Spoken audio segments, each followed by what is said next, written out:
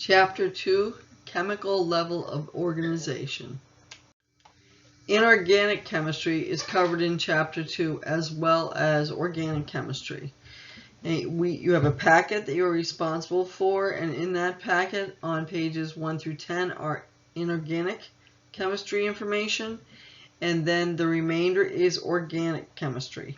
The following slides are going to focus on organic chemistry. You should have come into the class with some basic understanding of inorganic chemistry. Organic chemistry. These are molecules that make up the living organisms. They're composed mainly of carbon, hydrogen, and oxygen. They have to have those three molecules at least.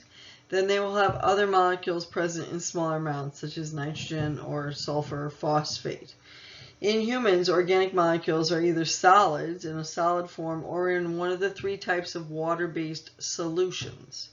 A solution is a uniform mixture, so the organic molecule will be uniformly mixed. This is such as like sugar dissolved in water. Or it can be in a colloid, which is a solution containing dispersed proteins or other large molecules. An example of this is milk. Or a suspension, a solution containing large particles that will settle out, such as blood. Organic molecules can be very large and complex and often referred to as macromolecules, macro meaning large. There are four classes of organic molecules: your carbohydrates, which are sugars and your starches; your lipids, which are fat-based molecules; proteins; and nucleic acids.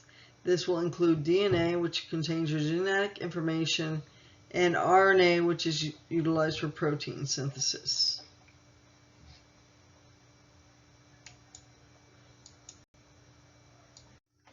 We will start with carbohydrates. Your carbohydrates are sugars and starches. They are going to contain carbon, hydrogen, and oxygen in a 1:1 ratio, which means for every carbon you'll have 2 hydrogens and 1 oxygen. They are an important source of energy. We will use glucose, which is a very simple carbohydrate and monosaccharide, and we will break that down to produce ATP, which is our energy molecule. They come in different sizes. Monosaccharides are a single unit, disaccharides are 2 units, and polysaccharides are 3 or more units of simple sugars. Your monosaccharide, considered a simple sugar, is one sugar. It is 3 to 7 carbon atoms with the associated hydrogens and oxygens. Glucose, which is C6H12O6, is the most important metabolic fuel in the body, and we will break this down to make ATP. When you eat food, you break it down to glucose, and then take the glucose and break it down to make ATP, which is your energy source. Fructose, fruit sugar, also has C6H12O6 for its molecular structure, but it is put together differently. So chemically it's the same as glucose, but it's bonded together and has a different structure. An isomer is a molecule with the same molecular formula but different molecular structures, such as glucose and fructose. They have a different way to be put together. Both glucose and fructose will dissolve readily in water, so they can be distributed by blood and other fluids throughout the body. A disaccharide is a 2-sugar molecule. Think of these as building blocks. If you had Legos, you have one Lego, a yellow one, and then another one, a blue one. When they stand alone, they are monosaccharides. When you put them together and they bond, they form a disaccharide, 2-sugar unit. This process of building a disaccharide is done through dehydration synthesis. Originally, the 2 individual monosaccharides are stable, but when they lose some chemicals, one will lose an OH, the other will lose an H, the bond is not stable, so they'll reach out and bond together, forming the disaccharide. In this process, they are synthesizing a larger molecule, but they are losing water, so it's called dehydration synthesis. This has to occur every time you add another monosaccharide to that growing chain. The reverse is called hydrolysis. And this is when a larger molecule will be broken down to smaller molecules. So if we look at the sucrose, which is the disaccharide. In the figure, we break it back down to glucose and to fructose. We do this through hydrolysis. Hydrolysis, hydro means water, lysis means to break. So you're breaking that water molecule, H2O, into an OH and an H, adding it to the bonds so glucose and fructose can stand alone. A polysaccharide is many sugar molecules bonded together, and as each new sugar is added, it's done through dehydration synthesis. These are large insoluble molecules, and many polysaccharides are considered starches. They can be straight forms or highly branched molecules, and the most important of these polysaccharides is your glycogen. This is going to be made up of many glucose molecules and allows us to store the glucose as glycogen. It stores easier when it's all together rather than individual molecules, and we will store it in our liver and in our skeletal muscles. Your carbohydrates make up about 3% of your body weight. The second class of organic molecules we're looking at are lipids. These will contain carbon, hydrogen, and oxygen just like the carbohydrates did, but they have much less oxygen than carbohydrates. Whereas we had the 1:2:1 ratio of carbon, hydrogen, oxygen, and carbohydrates, here we have a much bigger H/O ratio. Example is it could be C12, H24, and O2, a very small amount of oxygen. Some lipids may contain small quantities of other elements, including phosphate, nitrogen, and sulfur. And most of them are insoluble in water, which means that they can't dissolve in water, and they need a special mechanism for carrying them through the blood. The functions of your lipids are going to be variable. They form essential components of the cell, especially the cell membrane. They produce some energy. They get about 2 times as much energy as a carbohydrate, but it is not our first source to go to because it is very oxygen expensive. You can store fat as deposits, and they will provide insulation and protection. And normally you have 12 to 18% of your total body weight of an adult male, and 18 to 24% of an adult female is derived from the lipids. There are a number of different classes of lipids, 5 different ones: fatty acids, eicosanoids, glycerides, steroids, and phospholipids and glycolipids grouped together. The first one, the fatty acids, are what's shown in the figure above. They are a large carbon chain with hydrogen atoms attached. So you have carbon, hydrogen, and then you have a small carboxyl group, which is made up of a carbon, 2 oxygens, and a hydrogen at one end. This carboxyl group forms a different characteristic. It makes the fatty acid hydrophilic, which means it's water-loving, whereas the fatty acid tail, the carbon-hydrogen tail, is hydrophobic, water-fearing, or hates water. The longer the tail, the less soluble in water that fatty acid will be. Fatty acids that have no double bonds between the carbons are considered saturated fats, whereas fatty acids that have a double bond between 2 carbons are considered unsaturated fats. That means the carbons are not completely filled, so they have to reach out to each other to become stable. The second class of lipids is called eicosanoids. These are lipids that are derived from arachidonic acid, which is a fatty acid that you must get in your diet from nuts and seeds. And there are 2 major classes of eicosanoids. The first are the prostaglandins. These are considered local hormones. They are produced by cells to control the cells in their immediate location, so they can control local cellular activities. All tissues synthesize and respond to prostaglandins. There's a variety of effects from the prostaglandins depending on the structure and the site of release. Examples are damaged tissues will stimulate nerve endings and produce pain. In the uterus, the prostaglandins will stimulate smooth muscle contraction and start labor. The second class of eicosanoids that we will look at are leukotrienes. These are produced primarily by cells coordinating a response to injury or disease. So they signal injury. So these are both signaling The prostaglandins are trying to control the local environment and all the cells around it. Leukotrienes are just saying, hey, there's a problem here. There's injury, there's a problem, we need some help. The third type of lipids are glycerides. These are all going to be composed of a glycerol molecule, which is a 3-carbon molecule, and fatty acids or single fatty acids attached to this glycerol molecule by dehydration synthesis. We will have a monoglyceride, which is a glycerol with 1 fatty acid, a diglyceride, which is a glycerol with 2 fatty acids, and a triglyceride in which all 3 of the carbons have a fatty acid attached. So there are 3 fatty acids. Triglycerides are going to be what you focus on when you look at what's in your food, and it says the amount of fat. We're looking at triglycerides. These are going to provide an energy source, insulation, protection. They will store fat-soluble vitamins such as vitamin A, D, E, and K. The fourth type of lipid are steroids. These are large lipids that will occur in ring-like structures. There will be 4 rings together, and even though you can't see all these rings on all the corners, have carbons and hydrogens. Examples of this will be cholesterol and your sex steroids, your testosterone, estrogen, progesterone. These steroids are important for a number of reasons. All of our cell membranes contain cholesterol, which the body does make, plus we get it in the diet, so it's not all bad. We need it to maintain fluidity in the cell membranes.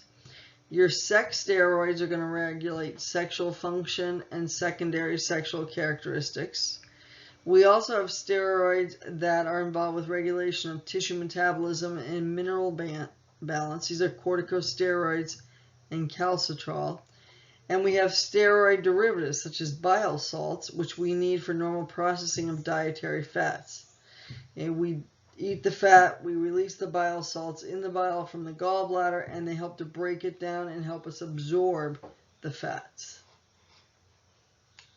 Our fifth group of lipids are called phospholipids and glycolipids.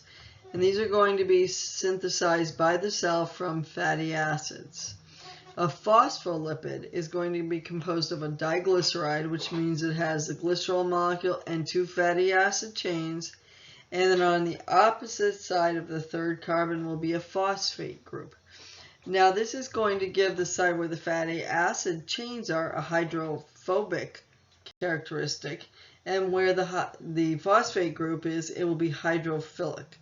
This is going to be used, our phospholipids are going to be used big time in our cell membrane, which is composed of a double layer of phospholipids, so that the fatty acid tails are both in the middle of the membrane, whereas we have the phosphate that likes water on the outside and on the innermost layer of the membrane.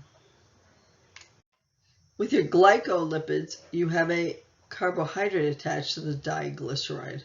Glyco means sugar.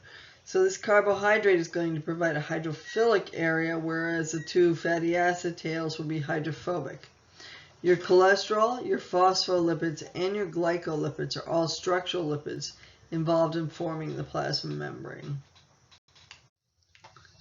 Micelles are little balls composed of phospholipids and glycolipids. In water, they form a droplet with the hydrophilic heads facing the water. The interior is hydrophobic.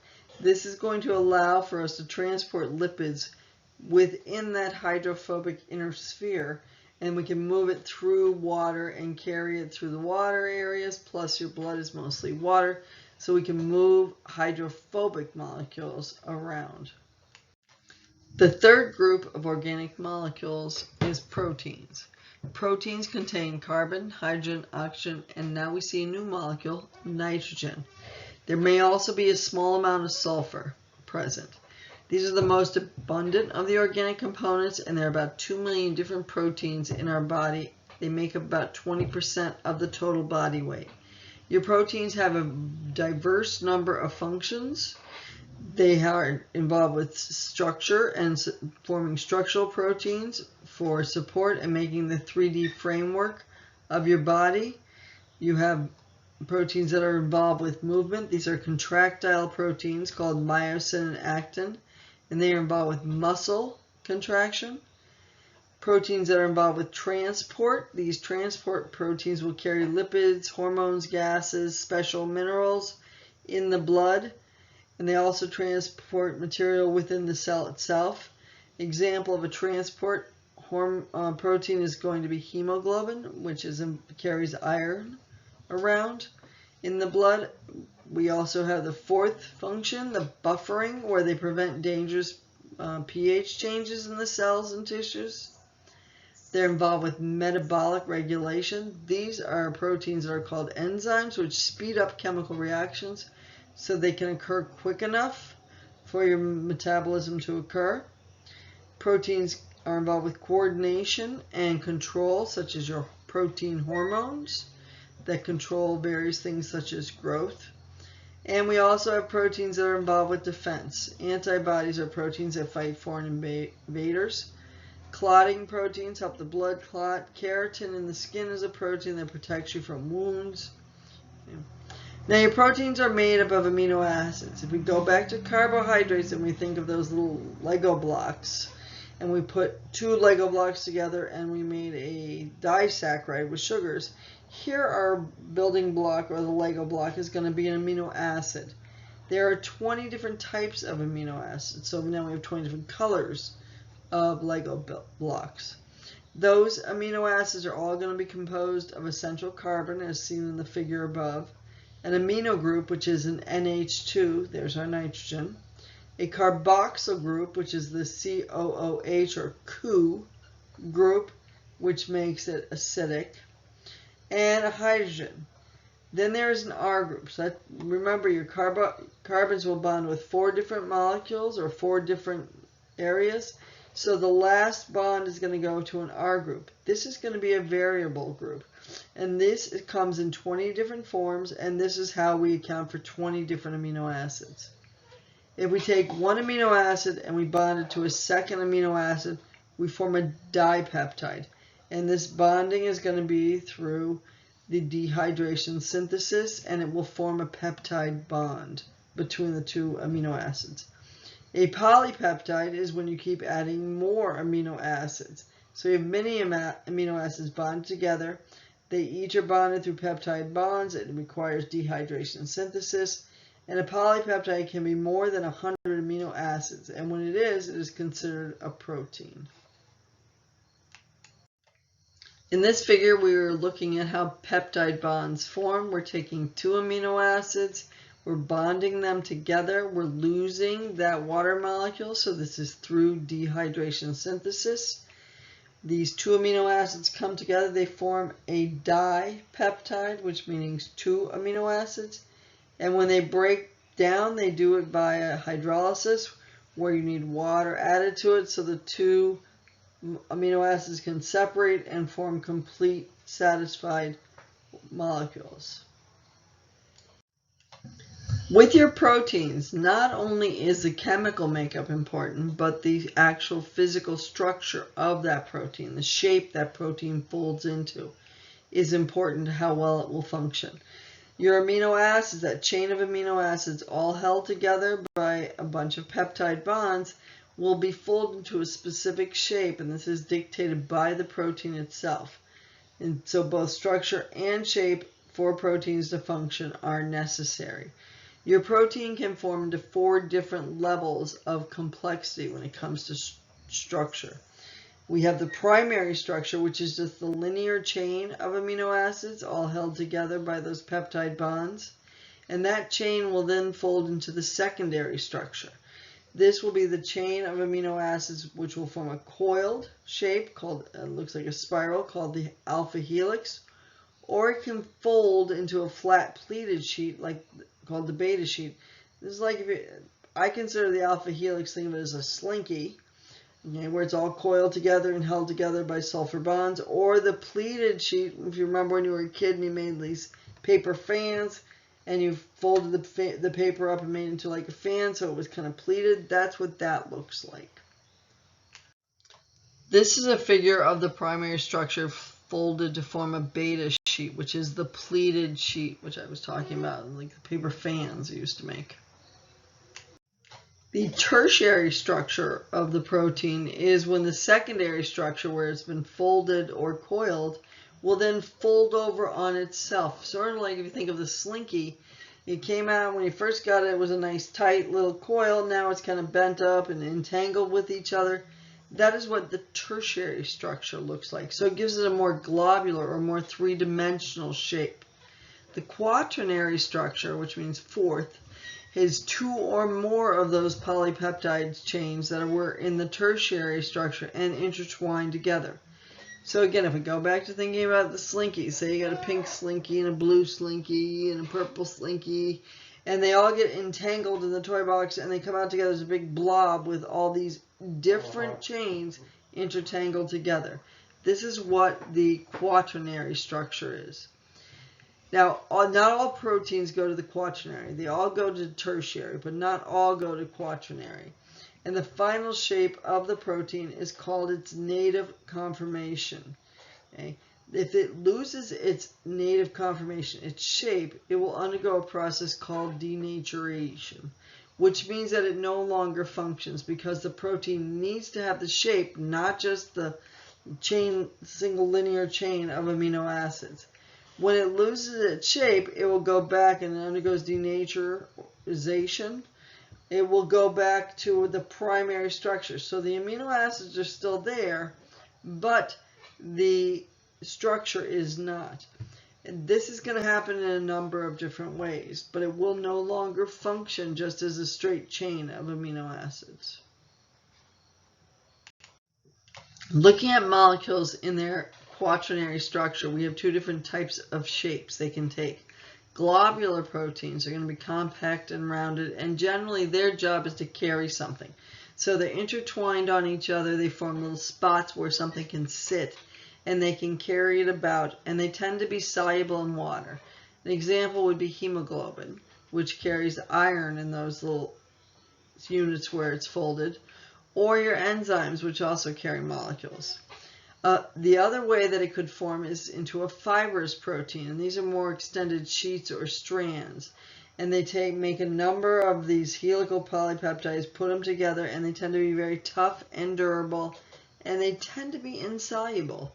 And these will be more involved in playing a structural role in your cells or tissues, such as collagen.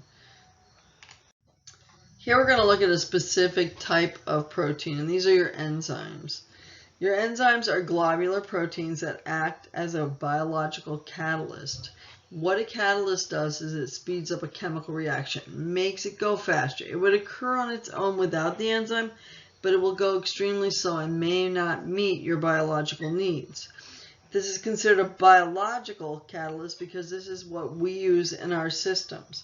Inorganic catalysts we can't use, but we can use those in general chemistry to speed up reactions. In a reaction, your enzyme will be unchanged, so it can be reused over and over and over again. And within the enzyme, we have what's called the active site. This is the spot where the specific substrate will sit. So each enzyme is extremely specific. They only work on one type of substrate, and it works sort of like a lock and key situation, where you have a key for your car. If I gave you a key and you walked around the parking lot to find the right car, it would take you a while, and then eventually you'd find the right car. But it only took one key. It won't take every key you have. This is the same way with the enzymes. They will respond specifically to one type of substrate, which will fit snugly into the active site and turn it on. There are three basic characteristics of your enzymes. One, which we just talked about, is specificity. That means it will only respond to a specific substrate, specific molecule. In the figure above, we have two substrates moving in. They each have their own little active site. They bond, and they will produce a product, and then the product will be spit out. Okay. The other characteristic is they have saturation limits. These are going to regulate the rate of enzyme activity. So an enzyme can only work so fast. Think of it as a shuttle bus. If you have a shuttle bus that will carry 10 people and there are 10 people in line, It will pick up those 10 and go, and come back and pick up the 10 and go. If there's 20 people in line, it can't go any faster. It can only carry 10 at a time. So your enzymes also have that kind of characteristic. And this is called a saturation limit. They will go as fast as they can, but once they've reached the saturation level, they cannot go any faster. They're working at maximum speed.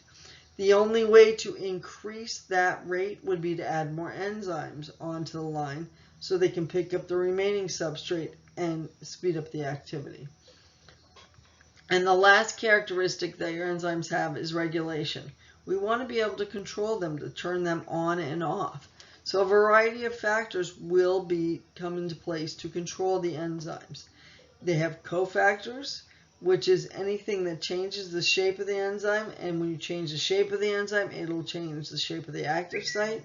So you have immediate control over whether or not that enzyme is working. These are going to include calcium, magnesium, and we will use magnesium in one of the labs. A coenzyme is a non-protein organic molecule that functions as a cofactor. This is the function of your vitamins. They are coenzymes to help your enzymes work properly. Enzymes function by lowering the activation energy, and by lowering it, they will produce more product when they are working. Now, an activation energy is the minimum amount of energy needed to have a chemical reaction to occur. So think of it as a hill. If you're pushing a rock or a boulder up a big hill, you got to push it all the way up to the top before it can go down the other side. So it takes a lot of energy to get it up to the top before it'll go down the other side and do something else. If we can lower that hill and make it shorter, you don't have to use as much energy to push it over, and you'll get more rocks over there. You can push more of them up and they'll go over to the other side. This is the same way the enzyme works. It takes the reactant, and usually it has to take a certain amount of energy to break the bonds in the reactant and to then produce a product.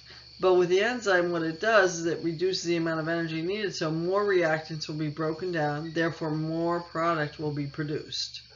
Okay? Enzymes work best at an optimal temperature and optimal pH. This is their optimal, means that it's where they are working best, and we can't have a specific number because it varies between enzyme to enzyme. But if it's placed outside of the optimums, the enzyme will start to denature, which means it will lose its shape, that tertiary or quaternary shape, and return back to the primary structure. Since it no longer has the activation site where a substrate will fit, it can no longer function. Conjugated proteins are proteins made up of two different types of molecules. They're put together with two different things. A glycoprotein is made up of a large protein molecule, which is the end of the word, and a small carbohydrate group that's attached to it. This is an example of this is mucins, which are what you produce then absorb water into to produce mucus. A proteoglycan is a large polysaccharide, the glycan portion, and is attached to a polypeptide chain. That's a proteo portion. An example of this is found in your tissues where there's fluid between the cells and it's got a syrupy consistency. And it's also found in connective tissue with a glue-like fluid to hold the tissues together. So your conjugated proteins are going to be named by the first part of the name is the smaller portion. The last part of the name is the larger molecule. The last group of macromolecules that we will talk about are nucleic acids. These are going to be made up of carbon, hydrogen, oxygen, and then nitrogen and phosphate. And the function of these is to store and process information at the molecular level. These are going to include your DNA, which is going to store your genetic information and will dictate protein synthesis, and your RNA, which is going to be involved in protein synthesis. Now your DNA and RNA, the building blocks, are going to be called nucleotides. This is that little individual block of the Lego blocks. Just like the amino acid was the building block for amino acids, and the saccharide monosaccharide was the building block for the sugars. So your nucleotide is going to be made up of a 5-carbon sugar, which will be either deoxyribose in DNA or ribose in RNA, a phosphate group, and then a nitrogenous base. And we'll have a number of different nitrogenous bases. In this slide, we are looking at the different nitrogenous bases. We have purines, which are double ring structures, and this will include adenine and guanine. And then we have pyrimidines, which are single ring structures, thymine, cytosine, and uracil. And we are going to identify these by the capital of the letter of the beginning of the word. Now with the pyrimidines and purines, with DNA it's going to be a double ring structure, so we're going to have one purine bonded to a pyrimidine.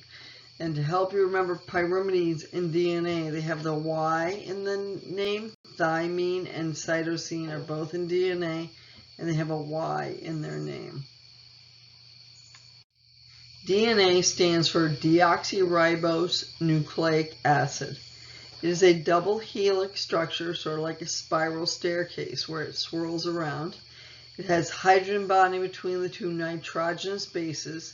So you want to think of this as the handrails are going to be sugar and phosphate of the double staircase, and the steps are going to be two nitrogen bases that are going to be bonded together through hydrogen bonding.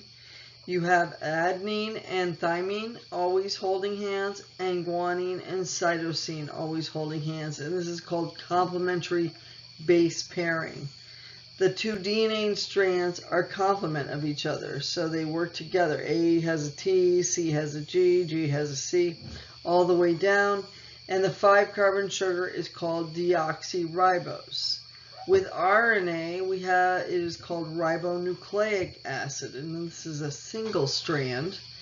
The 5-carbon sugar here is called ribose, and the nitrogen bases are again adenine, cytosine, guanine, but instead of thymine, we replace that with uracil. Okay. There are 3 different types of RNA, where there's only one type of DNA, and that carries your genetic information. You have 3 types of RNA. They're all playing a different part in protein synthesis. Your messenger RNA is going to copy the information from DNA, which is located in the nucleus, and carry it out into the cytosol.